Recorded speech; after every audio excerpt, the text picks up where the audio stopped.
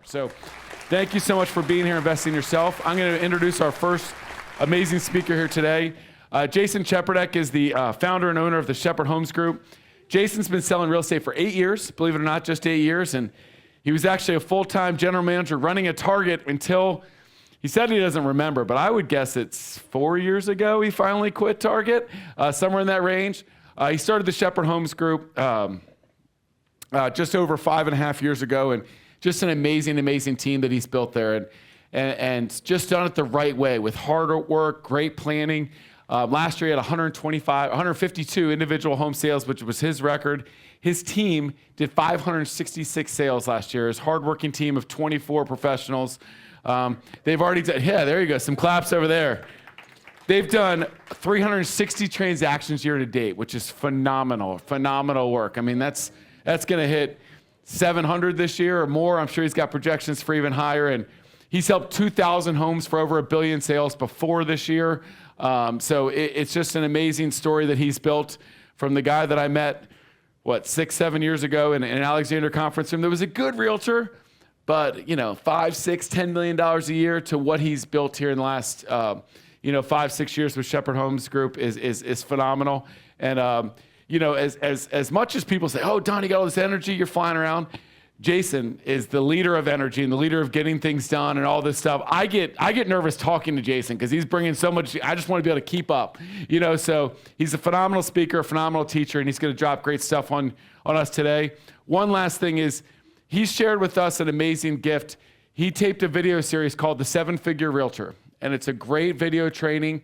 It's like 8 to 10 hours of great stuff. And he sells it on the open market to outside realtors, but to Samson, all of our realtors get access to it for free. So if you haven't done that yet, yes, claps, that's awesome. If you haven't watched it yet and you like a lot of what Jason says today, log on to the Cardinal Nest. You can get access to the 7-Figure Realtor there.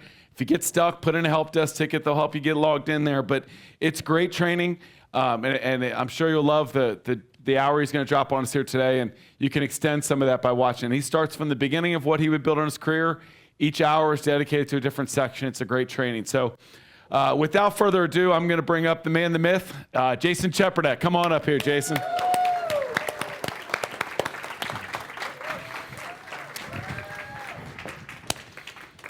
Hello. If you've heard me speak before, you know that I like participation. Who here was part of Masterclass #1 a few months ago? Can I raise your hand? Okay, y'all look at, keep them up. We just said we need participation. Keep the hands up real high. For those of you in the room that can look at the people who have been to Masterclass 1, because you're gonna get a crash course on Masterclass 1 today. But I can't give you everything. So the crash course will happen. You can mentor and engage with these people. And the 4-course series, we're gonna have 2 more this year, all compound on each other. And the very last masterclass we're gonna do is creating a business plan, okay? The funny thing about salespeople is that salespeople are businesses. But often we don't treat our lives and our sales like businesses. We just operate as a salesperson. Who here can recognize that? Say I. Wow, that was really good. Who can recognize that? Say I. All right. So we're going to continue to lean into that today because I believe that we run really powerful, influential, and important businesses that transform people's lives. We have the opportunity to transact and sell the most expensive thing in someone's life, right? Is there something more expensive than a home that they're going to transact? I would not think so. And with that creates a dramatic and very in-depth impact in someone's lives. Who here thinks that is important? Say I. Wonderful. So now as we set our intention for today, we're going to do 3 major things. We're going to recap course #1, okay? Then we're going to lean into basically a marketing session, which is the whole series #2 about marketing. And then at the very end, we're going to basically take into this workbook some work that you're going to do. And then we're going to recap what the next 2 sessions are. We all sound good with that? Say aye. Everyone take out this workbook for me, okay? A lot of work went into the workbook. Get that? Workbook, a lot of work into it. And it is a phenomenal tool to use. And in this workbook is an entire series of workshop things that you can do individually to create a business plan for yourself. Who here is going to fill it out before they end their day today? Say aye. Okay? I'm a big, massive action guy, so you guys need to commit to doing this today in your business. Otherwise, why did you show up, right? All right, Donnie, thank you for the intro. I'm still going to tell you a little bit about myself to anchor today. I've been licensed for just over 8 years, came from a family of nothing. We're going to skip the boring sob story rags to riches. Sound good? Instead, what I can tell you is last year I sold 152 homes. Who here thinks that transformed my life? Big time. Over $2 million in individual commission sales income last year. This year, I'm already at 76 homes under contract or sold, and I'll sell about 120 homes this year individually. And believe it or not, way back when I was still a store manager at Target, I believed that $250,000 in income in my life would be transformational. I said to my wife, I got married at 23. Again, we had nothing, we got married. I said, you know what? If we made $250,000, what could we do? The possibilities. We could take $6,000 a month and live on it. We could take another $6,000 a month on top of that and save it. We could save almost 70 grand in a year. Wow, what a country. America, the land of opportunity. And here I am today. I'm gonna make over $750,000 this month. Okay? This month, that's net, not gross. Net $750,000. Does that change your perspective of what we believe is possible in your life and in your career? Can I get an amen? Oh, bringing it to church up here with that one. Because guess what? It is mind-blowing for me to have that level of impact in my own life because I never thought it was possible. And so it's now my way to kind of be a testament to all of you to know that anything is possible, but it's very hard, and you're going to have to act differently. And my favorite quote, which Donnie already gave you, which is, if you don't, help me out here. Y'all know it already. What you don't change, you choose. Can we say it together, please? What you don't change, you choose. And so to anchor yourself in a clear intention of why you are here today, I need you to all write down 3 things that you know you need to change that you have not changed in your life. And we don't have a lot of time now today, so we're going to move quickly. In your workbook, there's a notes section. What are 3 things that you know you need to change that you haven't changed? Be accountable. Look at your partner. If they're not writing it down, tell them to do their work. I can see you in the front with your notebook not open. We will call you out. You did not show up to not show up. You are here to make change in your life. You are here to do something new in your business. You are here to make an impact on your community. What are the 3 things that you are going to change? Because you choose to do so. 10 seconds. What's on your heart? Get it off. You're going to share this with everybody. You're going to network after this amazing event today. You're going to create some change. Very good. Now, one thing you're going to learn very quickly is I believe something from one of my mentors I've never met. Her name's Oprah Winfrey. Anybody know who she is? My girl Oprah. She knows I love her. We just haven't met yet. Talks about intentionality and how intentional she is with her time. Now, who here thinks that if you don't have a business plan, you don't know exactly what your plan is for the month or for the year, that you are not intentional about your business? And so by the end of today, you're going to be hyper intentional. Can we commit to that? Say aye. Very good. So with that context of today, in phase 1 of what we covered the 4 pillars of anyone's business. Okay? We're going to go through these very fast, so take notes, be engaged.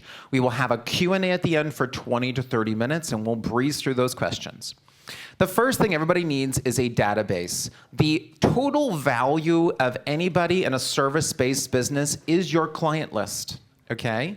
Your client list is the value of your business. And the larger your client list, the more valuable your business becomes. I love this compounding analogy of real estate. If I'm a realtor and I sell 10 homes a year, for 10 years, I've got 100 past clients, okay? Assuming that all of them are buyers, which they're not, right? Some of them are sellers. Do our sellers stay or go? Our sellers leave. It's Washington, D.C. Our sellers relocate. So maybe I only have 60 clients left here after a decade. I cannot have an SOI-based business with only 60 local clients. Now, imagine if I compounded and I ground, okay? And I was doing 50 deals a year for 10 years, and I've got 500 past clients, and my residual base of clients left here are 350 past clients. Wow. I would say, on average, 10% of your client base that's still here locally should be a recurring transaction from referral or repeat business. At 350 residual clients, I should have a guaranteed long-term business now because I can do 35 transactions every single year. Does everybody understand that concept? Okay. I'm over 800 clients that are still here locally. So now I've got $1 million net business through SOI because I'm crushing 100 to 150 deals a year. Do you understand?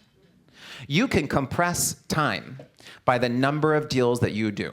Okay, so for all the realtors saying, I only want to do SOI, I only want to do 3%. No, if you want a real business, focus on the number of transactions you're doing in your business and the margin your business will grow. And to do that, you need to track your database. And there's 3 categories here. 1, you need to have your past client list totally dialed by year. You are not going to interact with a client this year the same way that you interact with a client who closed with you 5 years ago. Do we understand? Say aye. Makes complete sense to me because I want to engage that person differently. The average person stays in a home for 5 years. At 3 years, I'm talking about home value. At 4 years, we're talking about transacting. At year 5, they're transacting with me. Okay? The very best intention clients that give you referrals are those who transact with you in the same fiscal year. I get 33, a third more referrals from my clients in the same year than from the previous year. Very different communication strategies. So you need a very clear database, and I use something called a pipeline. A pipeline is an Excel spreadsheet that tracks every single client's transaction by every single year, and it has notes on every single person. Yes, it's redundant in a CRM, but in addition to that, it tracks current business. All my buyers from ready to transact to long-term nurture and order, and same thing for sellers. Right now, I know exactly what's in my business. So today, I was talking to my team, Deborah's in the audience today. I have $447,000 in buyer-side projected commissions for the rest of the year right now. And I know it. And it's through 19 buyers that are going to generate that commission. They're all very high price point.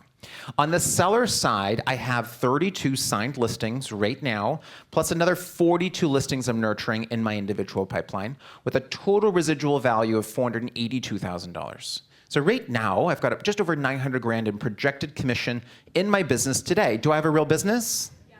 And I know the number of clients. I also know where they came from, how they're generated, what the next step is, and what I can do to change my outcome. I can also project income. Right? I can say, well, worst case scenario, 70% of my client base I keep and the 30% leaves. I still have a very good guaranteed income basis for the rest of the year, allowing me to plan. Do you understand? So without a database or a pipeline, you cannot be successful. Now, this is in my real estate course that's free to you that I normally sell for $699 online. So please just go ahead and watch the course on the pipeline and you get a deep dive into that valuable asset, okay? Second is business structure. Who here has the aspirations of ever having a team? Can you raise your hand, please? Okay. We can sidebar after, do a little Q&A. For those of you who want to stay a solo agent, raise your hand. That's the rest of the audience. So one more time, because I need full participation. If you're a solo agent, raise your hand. I can see you in the white shirt back there. You're not raising your hand. Right there. Right there. I can see you. I have 2 eyes. I can see you right there. Can you raise your hand? Are you a solo agent? Okay. Good. So we got a solo agent. Now, if you want to do more than 12 transactions, which is everyone, raise your hand, please. The whole room. Look to your left, look to your right. Is everybody's hand raised? Yellow in the front? Do you not want to do more than 12 transactions? Okay, good.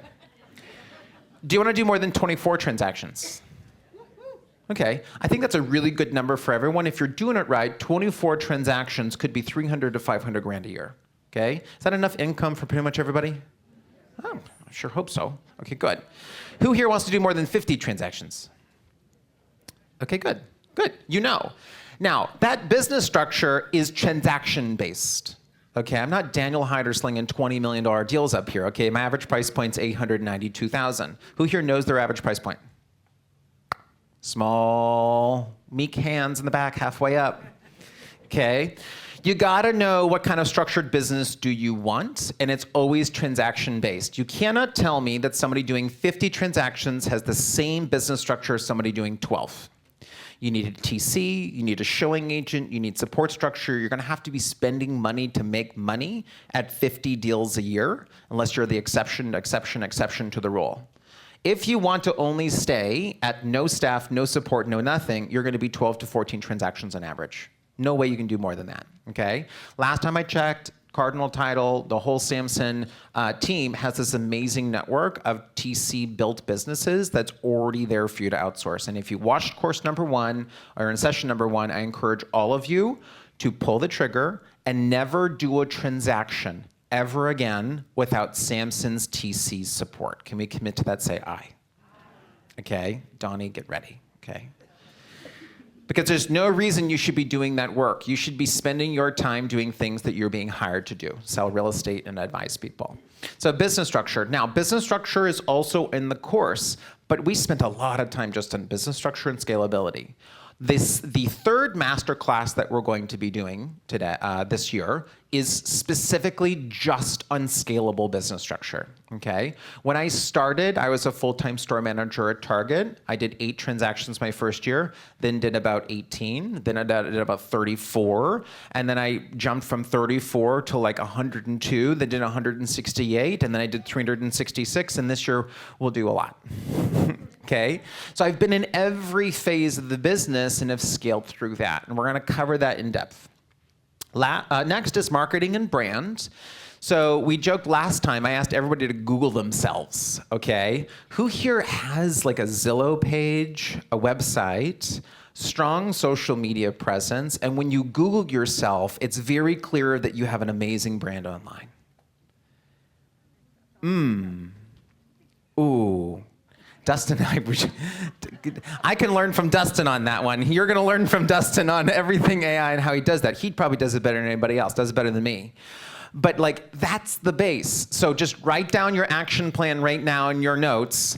I should probably have reviews on Zillow. Okay, should probably do it, so write that down. Samson gives you free CRMs with free integrated websites. I should probably have a minimum base website that is fed into Google. So when someone searches me, I've got a website, my Zillow page comes up, and I've got reviews to substantiate my brand. If you don't do that, you're not a business. Do you understand? If I can't find you, you're not a business. And so that's the kind of marketing portion and the brand portion combined, where people need to understand that you have value in the marketplace. You need to be a Googleable entity. Now, in addition to that, the actual marketing needs a plan. Well, that's a whole session on today. So we're going to cover marketing today. But the brand pieces you individually, okay? Then the last pillar that we covered was having a financial plan and modeling a financial plan. Now, do we understand that you cannot have a financial plan unless you have a database and a pipeline to understand what you have for income for the year? What did you sell last year? What did you sell the year prior to that? And what are you projecting for the year? What people miss is what we're projecting, because the projection gives you a ability to create a budget. Okay, do businesses have budgets, or do they just wing it? Does Apple just like wing it? They're like, listen, we're gonna sell like just a few phones. We'll figure it out. Right? Not gonna work. Do you think Donnie has a budget to open like 9 billion offices in the DMV, or he just wings it? No, we'll figure it out. No, you need a budget, but we don't have budgets though. So in marketing, we talked about the 15% rule, which we're gonna lean into today. First note on our marketing today is the 15% rule. I think anybody needs to be spending 15% of gross sales on marketing. If you make $100,000, what's the number? 15K. Absolutely. And your minimum ROI on any marketing should be 200%. There's your 2 bases. I just gave you the 2 stats in your business. Minimum 15% of gross sales, and what's the percentage on ROI? 200%. All right? So with that then, in the financial plan, you also have to make sure you plan for taxes. Realtors love not paying taxes. You need a plan to handle that. You also need a plan for reserves and the ability to scale your business. Who here thinks you can spend no money and grow your business? I love that. It takes money to make money. I could take a lot of money to make money. I had a couple years growing Shepherd Homes Group where 100% what I made I spent. 100%. Who here's had a $250,000 plus credit card bill before? You have. Sure have. Blew my mind. I told my wife, I said, wait a second, my goal was to make $250,000, not spend $250,000 on a credit card. Sweet baby Jesus. Okay, so there's your foundational 4 pillars to your business. Now, in your guide today, you're going to work through that. We're all good? Say aye. Okay, now we're going to lean specifically into marketing. Marketing, I think for agents, again, needs to be based on a broader business plan. So we're going to do a quick exercise as we go through this. I want you to all write down the number of transactions that you aspire to do this year. Write it down. Just a number. 20, 18, 12, 1, whatever it is. And then I want to write down the number of transactions you've done year to date. We're going to do some math, some mathing. Somebody will raise their hand and give me an example. Volunteer? In the front, love it. How many transactions do you aspire to do? 24. How many deals are you at so far year to date? 10, but I have 6 signs. Does that count? Nope. 10 divided by 24. You're at 41% to goal, and the year is already 60% over. You're behind your goal. Do you understand?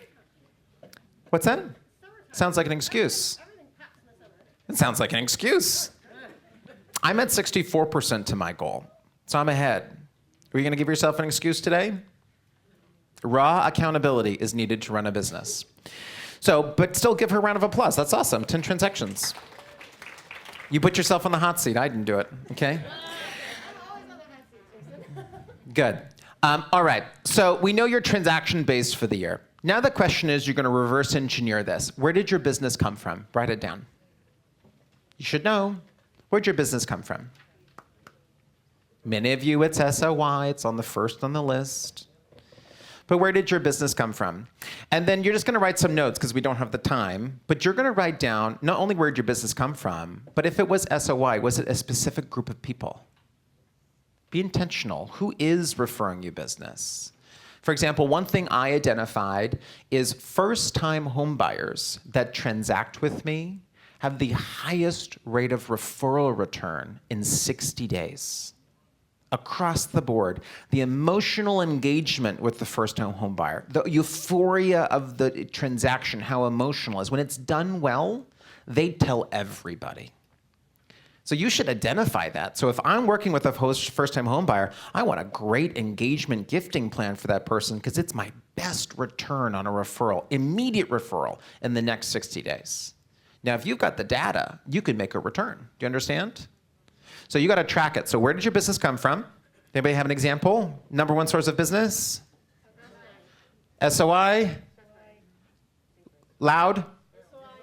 SOI? Repeat clients?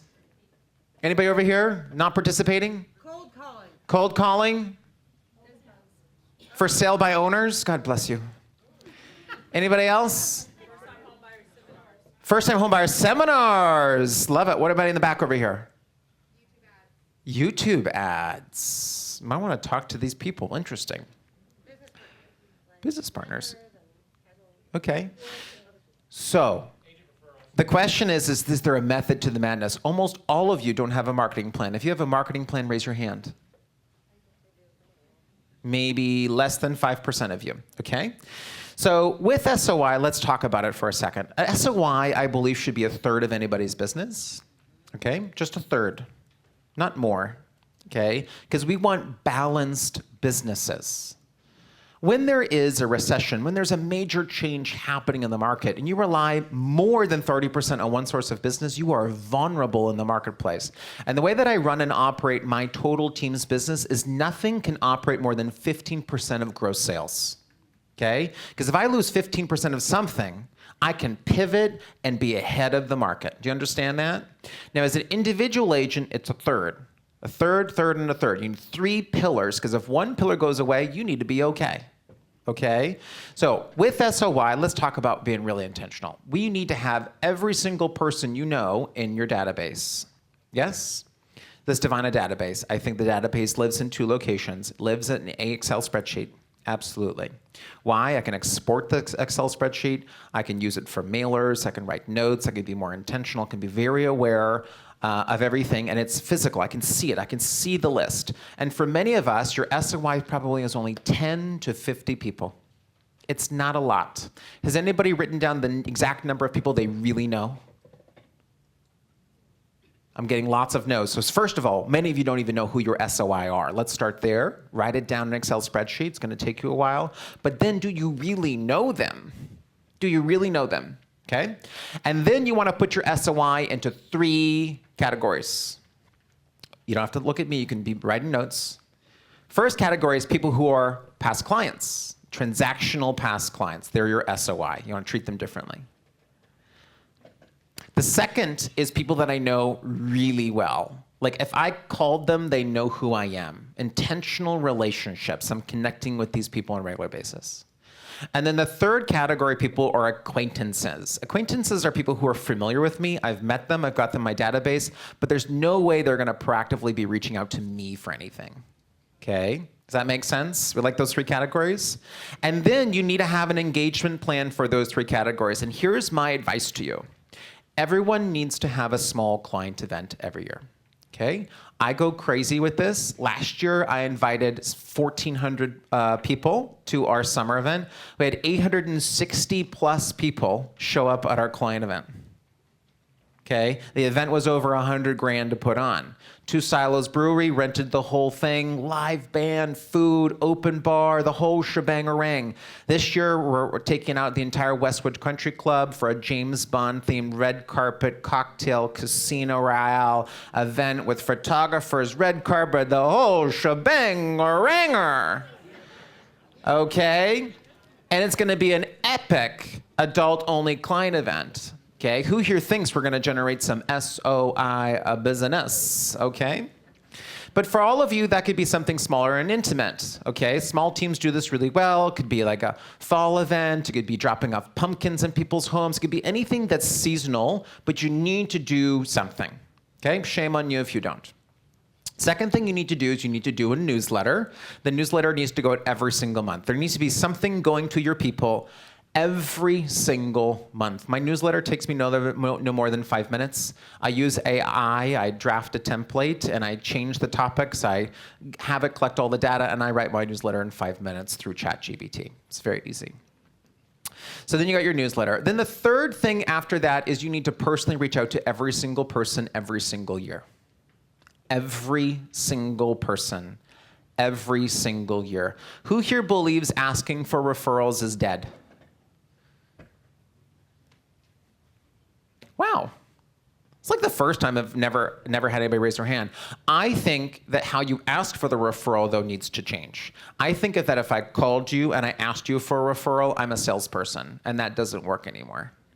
But if I call you intentionally to try to help you in your life, and then ask you, after trying to genuinely help you and engage with you, letting you know what my intentions are for my business, right? That I'm looking to grow, what I'm trying to do in my business, I'm trying to help XY people, but I don't explicitly ask for the referral, but then you hear from me on a monthly basis, you're going to refer to me more. Okay? You need to engage in your business. So there's your base 3 things to do with SOI, but then the last piece, which I think is super, super important, is doing something more intimate with your SOI. Okay? So my wife and I literally design our homes to entertain. And we did a dinner program last year. And our goal was to have 12 to 20 people over for dinner every month for 12 months.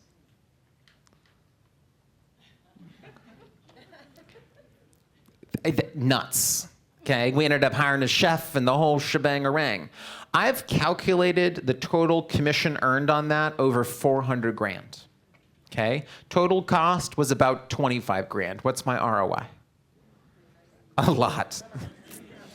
A tremendous amount. And guess what I learned? When I bring someone I don't really know into my world and I expand their world and I expand their sphere, I connect with them, I wine and dine them in my home. Is that not the most intimate setting to get to know somebody in my home? How awkward is it if they were going to transact with someone else after I had dinner with them at my house? And they know everybody that I know. I had people reach out to me like, oh, Jason, I heard that you helped Cindy and Lou buy a home, and I just want to apologize. We bought with someone else, and I just feel so bad. I'm like, I haven't met you before. But that's the impact that it makes. And so as you guys realize the world is becoming more detached, you need to become more intimate with your sphere and engage with them at a higher human level than ever before. That's what people are earning for. There's loneliness in this world. And you, as the realtor, need to be the person that bring your community together and bring them together to create a much more powerful, meaningful business. Can we commit to that? Say aye. Very good. I love SOI. Next, I'm going to give you an example of another pillar that's free, which is open houses. And so I'm going to give you my team stat. So for every 10 open houses an agent on my team hosts, 12.5% of the open houses they host turns into a transaction. 12.5%. So if they host 10 open houses, it's going to end up being 1.25 transactions. That is the statistic. Okay? It is not like a guess. That is the number. So if you want a controllable ad that's free in your business, it's hosting open houses. And it's very challenging in today's market because everyone knows how the open house game works, which means you might not be very good at it. Okay? So your stat might be different. It might only be 5%. Okay? So if your stat is only 5%, how many open houses do you need to do one transaction? Right in the front, 20 open houses, okay? Now, if you did 2 open houses every weekend, how many months would it take you to do a transaction? 3 to 4. If you're really bad. If you're really good, you could do a transaction basically every month and a half, you'd have a transaction from open houses. Do you understand how tangible and fact-based that approach is? Game changer in your business, okay? The other beautiful thing about opens is when I'm going to the open, do I look like a schlump? No, I'm unschlumping myself. No pajamas with this realtor at the open house, okay? And if you show up in a t-shirt, except for a t-shirt like this, damn it. Gotta look good, gotta look the part, okay? You're probably not going to get the business, but it is a fantastic way. The other thing is you're prepared for the day. You can be proactive while you're at the open house. When you prospect at an open house, wow, you're in the game. Hey, Jim and Nancy, it's Susan, and I'm hosting my open in Old Dominion. It's 2.3 million. And you know what? I drove by your home on the way here. I thought I'd give you a call, see how you're doing. I'm busy. I'm in business. I thought of you. What an amazing time to prospect, because everyone says they don't have time to prospect. So there's so many benefits to the open. Now, when I first got started, I sold 16 million in sales in 1 year from hosting open houses.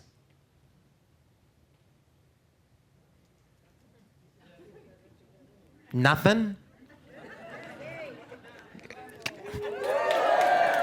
Jeez.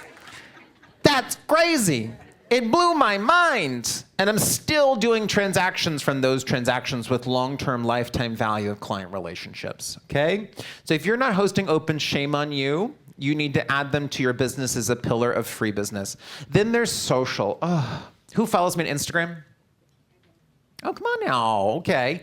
At Jason Cheperdak. After this, please follow me on Instagram, okay? I want you to copy what works well, okay? I sold around 16 million in sales from Instagram last year. A bit softer this year. I'm at 6 million in sales from Instagram personally this year, but I've coached some of the agents on my team. Bola on my team is crushing it. He started an Instagram channel last year. I told him to do exactly what I do, and exactly how I do it, and when I do it, and he's gonna probably do a transaction a month from social media this year, and he only started last year. Give Bola a round of applause. Okay? And so with social, you need to just do 2 things. Never, never, ever post what just sold. No one cares. If you post something around what you just sold in 3 days, no one cares. Stop posting it. Okay, I'm gonna come on all. I'm gonna just be trolling all of you. I'm like, oh, you come on to just sold. Okay, what do you want to post? What do people want to watch? What do they want to engage with today? They want to learn something that's not 3 tips on how to winterize your home. No one wants to watch that. They want to watch what they can buy, what they can transact with, what will add value to their lives. So for me, I do a blend of 2 kind of posts. I post home tours. This is what $899,000 can get you in Falls Church. My sellers love it. I get listings from it. I get engagement from buyers. I get both listings and buyers from that content. And then I bleed that into educational face-to-camera content that blends in with the tone and message of who I want to be seen as a realtor. And then if I'm adding a 3rd pillar, it's a splash of some posts around my personal life. And then I post stories all the time. And what's crazy about stories is at any given time, I have anywhere between like 500 to 1,400 people a day watching my stories. That's insane. Can you imagine 1,000 people just follow me around all day watching what I'm doing? And the engagement there is crazy because when I go to meet people, they know more about my life than I would have ever been able to describe to them. And that is a great way to circle back and nurture your SOI, okay? And with that, I'm gonna give you one key action item, which is you need to make sure that everybody in your sphere, everybody who's a past client, follows you on social media. Write it down. Write it down right now, okay? And then you wanna be posting content that's relevant to them. Now, I believe in layering with real estate. What does layering mean? A lot of realtors will get caught up in the next biggest thing, right? Who here's seen on the group forums online, someone posts something like, 1, 2, 3 clickbait's amazing. It's like super awesome. Realtor.com's the thing. I'm super successful. And then you sign up and you sign up and you sign up and you're in seminar number 4. You got 4 lead sources, but nothing's closing. Who here's been there? Who here's bought leads before? Ooh, we don't do this. Who here's bought leads before? Okay, Dustin's got great reach. I want Dustin, if you can get it up, Dustin. That's it. Who here's bought leads before? Good, okay? Who here's bought leads but closed nothing from them? Okay, it's not the lead, it's you, just so you know. That's the fun fact. Now, what happens with real estate, okay, is we don't become a master of any one key thing. We are instead mediocre at almost everything, and therefore nothing really works very well, okay? Who here thinks that they could host 10 people for dinner every month for the next 12 months and never skip a beat? Okay, it's harder than you think. So that's where when we look at just SOI, it doesn't need to be a conglomeration of things. It needs to be 1 or 2 things that you do extremely well. And it needs to be 100% consistent 100% of the time. Otherwise, it's not worth you doing it. And you need to start here because every realtor's business starts here, needs to be here, and needs to continue here for a long-term profitable business. Do we understand? Say aye. Then when you go to opens or another strategy like opens, like desk hours if you have an office, or something that is just a very consistent task, but I think opens are fabulous. You gotta commit to the number of opens you're going to do for the year. You can't just say, I'm gonna do opens. And to do that, you need to manage your schedule. You need to have a real schedule, okay? If you see my schedule, it's color-coded and it's planned through like mid of next year. It's crazy. So with that, it's like, how many opens am I gonna do? Go back to your business plan. I had a commitment to 24 transactions. I'm gonna totally nail 16 transactions from SOI naturally. I can expand that through an initiative with SOI to get it to 24. And if I host 1 open a weekend, that's 52 opens, okay? How many people do you think I'll meet at every single open? 3, 4, 5, but 52 times our 12.5% list rate, just 10% is an extra 5 transactions. So now I'm not at 24, I'm at 29. Great. What's your ROI on an open? 100%, it's free. Trick question. So then I layer this in. I'm still not doing social yet. Okay? I nail this, get this going. Then I tack on social. And the beautiful thing with ending with social is just showing everybody phase 1 and phase 2. Social is me showing everybody the dinner program I'm doing. Social is just showing everybody the tour of the home I'm hosting the open at every single weekend. And you can do multiple pieces of content in open house, especially if there's no one showing up. Okay? Fun fact to anchor you on this, signed my first 3 million plus listing 3 years ago in McLean. I was like, shit, if I don't do something with this, now's the time. Sweet God, give me the grace to do social media for the first time. This $3 million listing. And it took me 4 hours to produce the worst video of my life. It was hot, it was sweaty, I had pit stains through my suit jacket. It was a mess. And guess what? It got like 600 views. But you have to start somewhere. And that was on my first $3 million listing. It didn't even occur to me that I could hire someone to help me, okay? Crazy. And now Diego already left, but my social media guy was here taking content for me today. So you got to start. But it is at the end. Do you understand layering? 1, 2, 3? Yes? Great. Then we get into paid lead sources. I'm not going to give you the list of paid lead sources because the list of paid lead sources is in the course online. Samson Cardinal Ness also has a great list of paid lead sources. But I'm going to explain to you how you're going to spend money. Okay? My max marketing budget at the peak of our business was $72,000 a month. Do you think I had a plan? Yeah. Again, I'm looking for a 200% ROI. Okay, that's a big ROI. So when you do lead sources, again, your base is perfect. You then can only implement one lead source at a time. You have to commit to the lead source for 90 days, but I prefer 6 months. So there's your 2 notes to take. And you have to break even on the lead source before you quit. You have to. Now, I would prefer to give you the minimum expectation that you achieve at least 100% ROI before you quit, so you're gonna double your money. So if you spend 30 grand on our lead source, you gotta make at least 60 grand back, okay? Because it's gonna be really hard for you to spend money on leads because you're not gonna wanna put in the work. Here's how leads work. I'm gonna take this from the Reynolds team. Does everybody know Sarah Reynolds? Phenomenal mega team. One of the quotes from her business, it takes an average of 13 phone calls to make contact with a lead.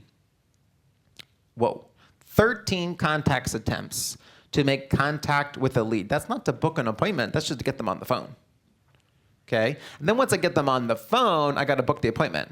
Now, if I've never done that before, I'm probably not gonna be very good at it. Who thinks my numbers are gonna be worse? Probably, right? And then once I book the appointment, what's my level of competency on the appointment to get hired? Do you understand that as you lean into leads, that your scalability is gonna be really steep? It's gonna be a tremendous amount of failure before it starts to curve off and you start to become more successful. And that's why you only need to do one lead source at a time, okay? Can I tell you a fun fact about leads? They all work. All of them work. I have worked every lead that I can work, and I have been successful in closing leads and getting an ROI. So I'm gonna write this down, you're all gonna write this down. It is not the lead, it's me. It's not the lead, it's me. We're gonna say it together, ready? It's not the lead, it's me. I like that, it's me, okay? It really hits it home. Now, can we get an example of somebody paying money on leads? Who's spending money on leads right now? No shy hands. We're all family here in front. She's volunteering. She doesn't know what she's volunteering for in the front. Are you spending money on leads? What are you spending money on leads on? Realtor.com. Love this. Give a round of applause for her participation, please. Thank you. How many leads a month are you working? Okay, and how much are you spending? About $1,500. You're spending $1,500 a month. Guys, look how techie I am. Wow, wow. Oh man, technology. Thank you, Donnie, for making us so techie. This is like wild. Also probably looks really terrible from behind. Okay. All right, you're spending how much? $1,500. Okay, you're almost there. 1,500, love it. And how many leads is that? What's your cost per lead? 150. That's crazy high. I don't think your numbers are correct. Realtor.com is more like $30 a lead. Okay? Now that's where you gotta, do you understand? I just know. I just know, because I've spent the money, okay? Realtor.com is $30 a lead. I don't think that's correct. All right, and if it is, you want to renegotiate your plan. Realtor.com loves giving 35% off when you get them at the right time, okay? Now you got 10 leads. What's conversion on Realtor.com? Does anybody know? 0. Shame. What was the number in here? 5%? Okay, that's if you're excellent, okay? If you're phenomenal, it's like 6.2%, but the market average is 3.4 to 4.4%. Okay, so let's use 4% because we're being gracious. Okay, you've got 10 leads a month, which is 120 leads in the year, right? We're all tracking? Yes? Okay, at a 4% conversion rate, how many transactions are you going to do for the year? Donnie Samson, somebody check Donnie Samson's math, please. That's 5. We'll give it to him. 5 transactions. Average price point that you're buying, do you know? 450. Why are you buying 450? Yeah, why buy? So we choose our price point, okay? If I'm hosting open houses, nothing to Southeast DC, but in Southeast DC, in condo buildings, average price point is 200,000. What's my average price point going to be? Okay, if I'm only hosting Casey Sampson's opens, if you let me host them, in Vienna at 1.6 million, what's my average price point going to be? So why are we buying leads at 450,000? Okay, I want to be average price point 720 to 950. You know why? Great first-time homebuyer price point, a lot of money from family. They're moving up. They might have a home to sell. And when they move up again, I'm moving up into the 1.4 to 1.8 million range. Who here wants that kind of client? Say, ah. So we'll use your strategy here. Okay, we've got 450,000. Okay, and that gets us to what volume for the year? 450 times 5?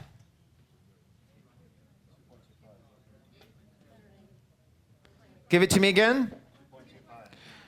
2,500,000. Great. Times 2.75%. Wait, what? What's this number? What's this? That's my commission. Mm-hmm. Sure is. Do you realize that I get 3% almost all the time on buy side? All the time. So if you're not paying yourself for what you're worth, shame on you. But it's really easy to get 3%. We're about to go into a buyer's market if we're not already there. I'm going to be shooting for 3.5% buyer agency commission. Okay? I'll have a whole nother class on that. So we times 2.5 million times 275,000 and we get to how much in total gross? 60. Thank you, Donnie. $750,000. Great. Love it. Amazing. And what'd you spend? 1,500 times 12? 18,000. What's my ROI, y'all? 18 divided by 68. Oh, it's the 68 divided by, yeah. Give me the real number. Come on. I'm not going to let you off the hook. You're the CEO. That's not how this works. Give him a hard time, everybody. Give Donnie a round of applause, everybody. Let's see. Donnie. 3.77. God bless America. What a country. So she be buying Realtor.com leads? Yeah. You should double down. Triple down. Be good at it. Be the number one at it. Own the zip code. Now you'll want to farm. You want to do everything else. What if you owned every buyer in a specific zip code? You're going to end up owning the listings. Do you understand how that works? Okay, farming's not on my list. Farming is long-term. It is too hard to do. Don't even try. So we've got a great ROI. Phenomenal. Now, can you handle 2 times this? I think so. Now, if you did SOI, you're super intentional. You're going to do 6 to 8 transactions through your SOI, no problem. Okay? If you do Realtor.com and you just work on your SOI, how many transactions can you do? About 20? Okay? And then if you tack on open house opportunities, how many transactions can you do? Another 4, 1 a quarter? Do you understand how anybody can have a 24 transaction a year business? Do we understand? Now, the volume of that business is hyper intentional in how, where, and when you do your business. Do you understand that part? Yes? Like big time. You have to choose. Do not transact where you live. You don't have to. Transact somewhere else. You don't have to be an expert in Upper Marlboro if you live in Upper Marlboro. You can be an expert in a much higher price point location, unless that's what you want in your business. Do you understand? Say aye. Wonderful. Are we learning something today? Ooh, okay, good. I'm glad we got some takeaways. All right. So with that being said, once you've got this base foundation, you're going to have to figure out this reverse engineering of your business. So let's summarize, okay? So you're going to have a business plan. Love it. And that business plan is based on transaction count. We're going to base that on 24 deals. You're going to break down the 24 deals into a very specific criteria of buckets. SOI, something else that's free. You need 2 things that are free and 1 thing that's paid. That's it. Okay, Laura and friends, like crushing, you've always crushed cold calls. Like there's a million ways to do it, but what I've also found is what your competency is what you enjoy. Because I never enjoy anything I'm not good at, okay? So you have to figure out, what am I good at? What am I competent at? And then put that into these buckets. Do you understand? Okay? If you are a horrible person on the phone, you're never going to be good on the phone, like don't cold call. Just don't do it, okay? It's not going to work for you. Don't even try. Okay? After this, you want your aspirational categories that you're going to tack on, that you're going to layer. Okay? You're going to layer on, and you're going to layer them horizontally. What else can you do with your SOI next? What else can you add on that's free next? And then what else can you add on that's paid next? Understand? Layer 1, layer 2. And then the next following year, you're going to put a new transaction count up here, and you should increase your sales by 25%. Okay? We've been increasing sales by 22 to 32% every year, year over year since I got licensed. Why not? All right? Then, once you do that, you're going to have what we call projected, projected income. And you're going to have 15% of that in your marketing budget. And that's going to go down to this category right here, which is future marketing budget. Understand the layer? We getting excited about having a real business? But it all starts with having a transaction count business plan. Understand? Okay. Do you need to spend money to sell 12 to 16 transactions a year? Not really. You're going to have to spend a little bit of money to do things social related in your SOI. Do I think all of you should spend some money on your business to do your personal brand, some outsourcing, and spend a little bit on marketing? Absolutely. What percentage of that, of your business, should it be? 15%. Okay?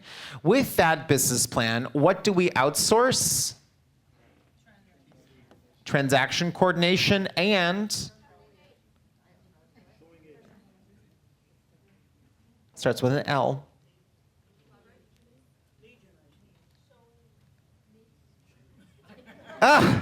Transaction coordination and listing coordination. I don't know how long it takes, but last night, I want to give myself some personal recognition. I put a listing together last night. Thank you. Thank you. You know how hard it is to put a listing together in the MLS? They want everything in there. A school, zip, the photos, the JPEG, and you upload it, you have to sort them. I never realized how hard it was. Okay? And there's no point in you having to do that, because Samson will take care of it for you. So you're going to outsource this immediately. Okay? You will not outsource showings. No. You can outsource showings when you're over 24 transactions a year. Why? Because you got to know your market. I have shown so many homes with so many buyers. You can give me an address and I can tell you the home's value range based on condition just by knowing the street name in parts of Fairfax. In Washington, D.C., I can tell you price per square foot per building based on DuPont, Calorama. I don't know why I'm Southern all of a sudden, but I can tell you what it is. You know why? Because I've been in every building, and it makes me a better realtor. And when I go on that listing appointment, my level of competency is so high, my confidence is so high, I can spend the extra money because I know I can close the business. So part of the business is being in the business. Do not delegate showings. Can we agree to that? Say aye. Great. With that being said, this showing structure does need to get delegated once you're around 24 transactions, and that is a part-time showing assistant. Now, I'm going to pause for a second and talk about team versus no team. I am only looking for agents to join my team really over $5 million in production. So if you'd like to join a team, happy to talk to you, but you need to be producing $5 million or more. Why? Because we have a tremendous amount of resources. Our team doesn't even write offers. They do nothing. Everything is done for them so they can go sell real estate. So for many of you, you got to decide, does it make sense for me to build and outsource, or does it make sense for me to lean into a team structure where everything is done for me already? The systems are in place, the SOI, the event, everything, the whole shebang. Any person joining a team can have that done for them instantly. You have to decide what kind of business do you want. Make sense? Yep. Okay, I'm gonna give you a moment of silence for 30 seconds to reflect on this moment. You're going to start back and look back and say, what are I going to change? What are the 3 things I'm going to change? And you're going to reflect on those now and write down what is ever on your heart. Get it out. Get it out. Get it out. Go. 30 seconds. Wish I had some countdown music. You can whistle. It's fine. I love the participation. 30 seconds. We've got 20 seconds left. What's on your heart? Get it out. Get it off your chest.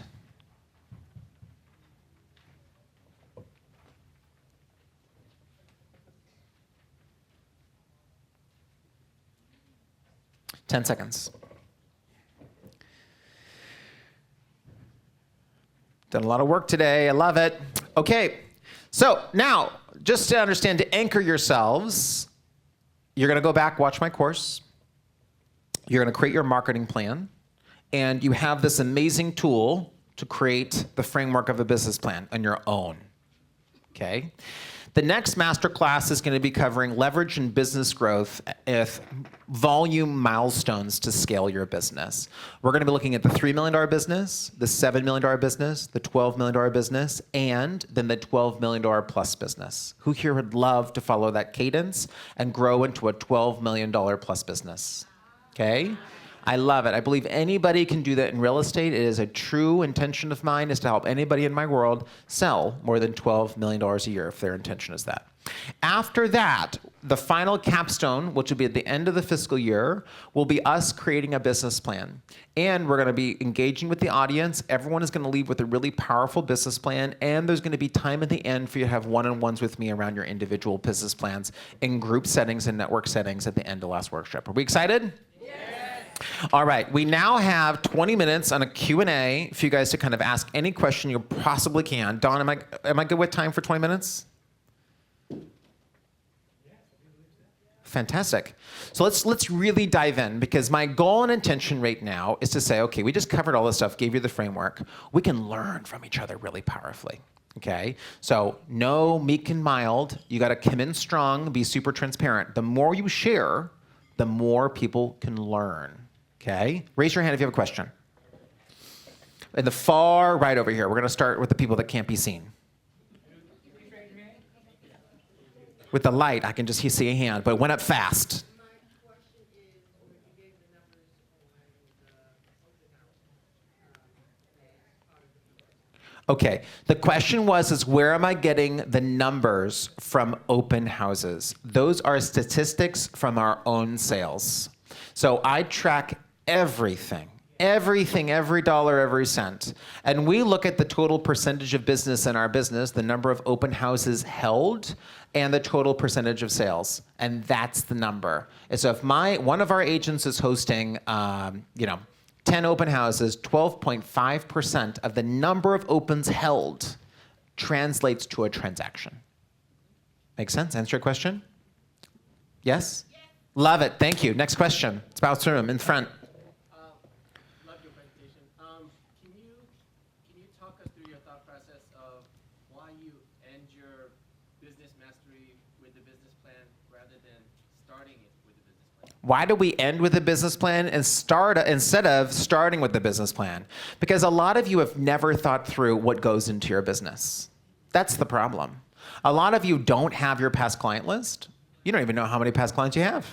I've had people hire me for coaching. I'm now $1,500 an hour for coaching. Happy to have a coaching session with you. But I start with, show me your past client list.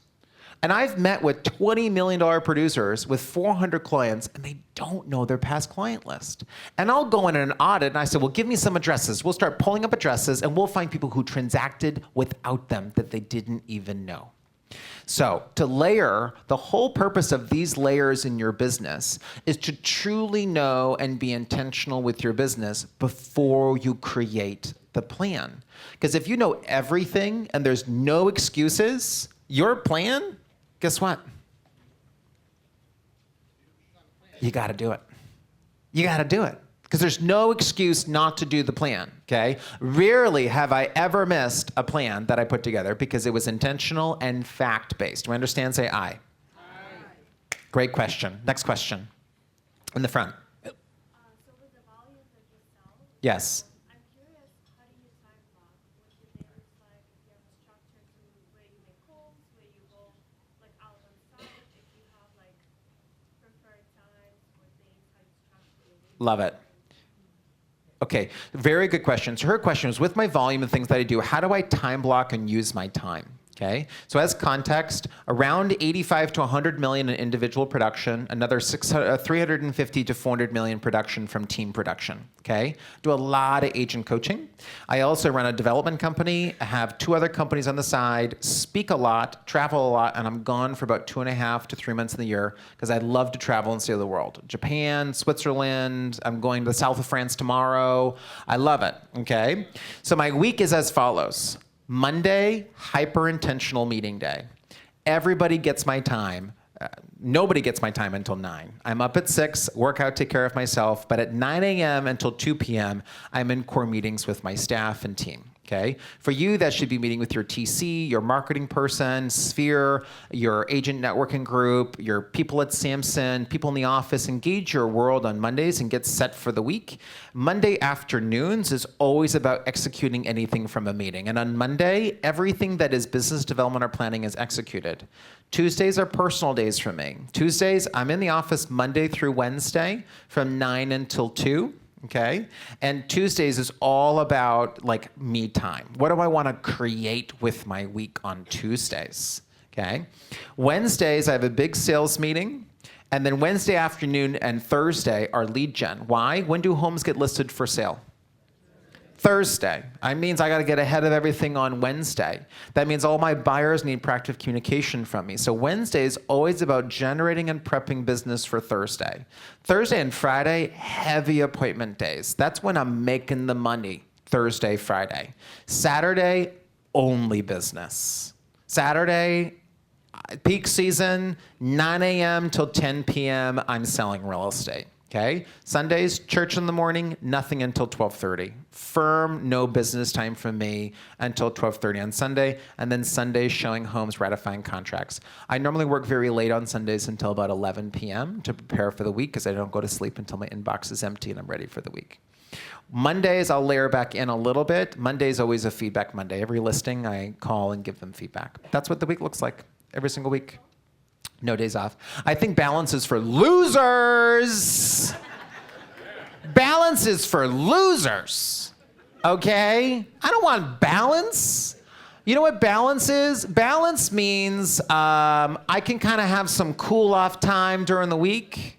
But when I go on vacation, I got a budget. I don't want balance when I go on vacation. I don't know where I'm going in France. I don't know how much it costs. All I know is my wife booked it, and it's going to be great. There's no balance there.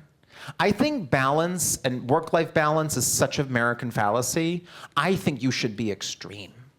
I think you should be extreme. Be extreme. Be passionate about what you do. Lean in. Why not be the best? That's not real life, though. You have kids and family. I totally, categorically disagree with you. I think that's bullshit. Okay? You know why? Wait a second. Mindset shift. Lean in hard with me, Laura.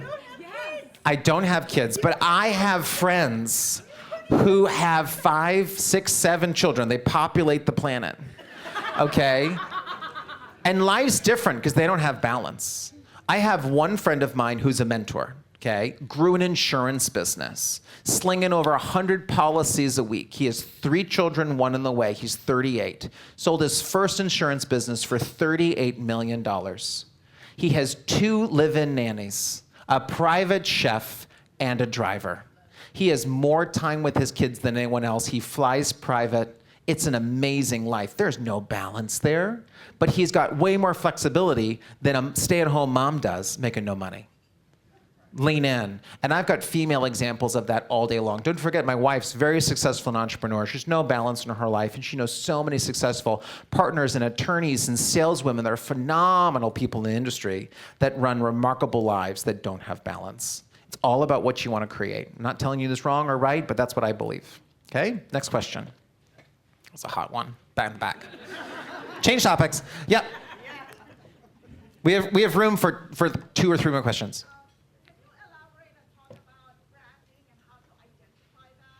Branding and identifying branding, okay? There's like very core principles of branding. If someone Googles you, you need to show up as a realtor, base number 1, okay? Many of you don't show up as a realtor because people can't Google you. Some of you have very common names. Who here has a common name? What's your common name back there? Lauren Hamilton? Stephen Smith, Lauren Sanchez, I don't know. There's lots of common names. So sometimes I'll Google someone and it's like there's way more important people with that name and you never come up. Okay? Now I'm gonna throw you a tip and trick. Last time I checked, Zillow was the most used starting place in America. 62% of all consumers start with Zillow in their home search. Now, if I was a betting man, which I'm not, but I bet you a whole nickel, I bet you I'd win most of the time on who has a really good Zillow profile in this room. So there's base number 2. Own your Zillow profile. Its SEO capacity is phenomenal. It will rank really well for your name.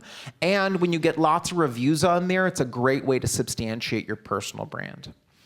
After that, it is then a personal website through a CRM, because that way people can actually interact with you, fill out a form, and your own clients will come to your website and see you as a real business.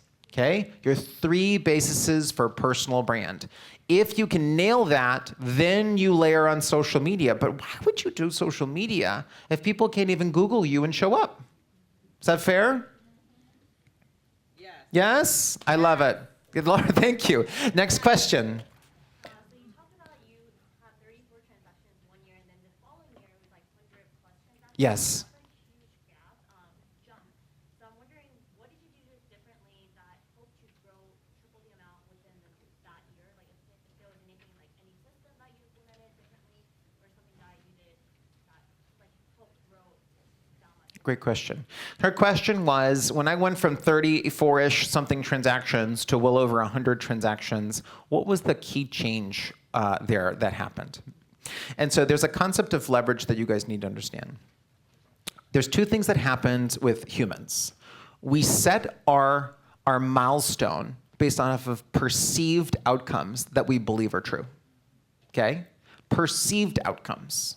We believe I can only do X because of X. And that comes from a past experience. Okay?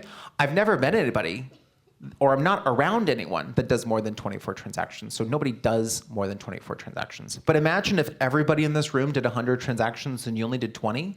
You'd be like, oh shit, well, everybody does 100 transactions. So with that, you have to just commit to changing that you will be a 100 transaction plus person, and then there cannot be balance.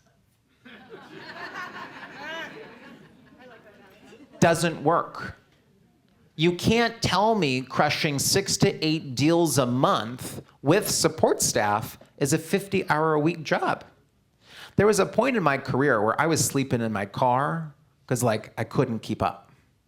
4 hours of sleep, no days off, but that's just what it takes if you want to have that kind of growth.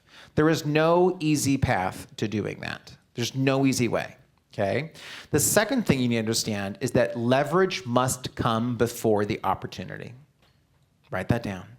Leverage must come before the opportunity. You can't tell me you can't go from 2 transactions a month to 6 transactions a month with already having a dialed team in place, showing assistant, TC, all that extra support that you need.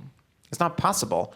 So you need the leverage before you invest. And that's why if you're going to be building a team, it's very stressful, it's very hard, it's very expensive, because all of the money needs to be produced from you. You have to overproduce to hire and run at a loss, to then gain the leverage, to then scale, to make up for the losses that you had previously to get there.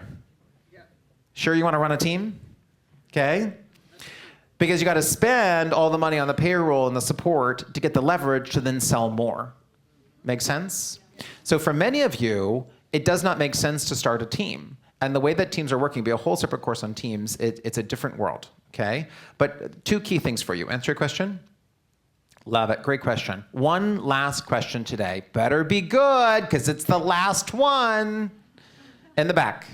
Okay, so if balance is a fallacy and balance is bullshit, using alliteration, would the summary of that all be then that flow and fluidity leads to freedom?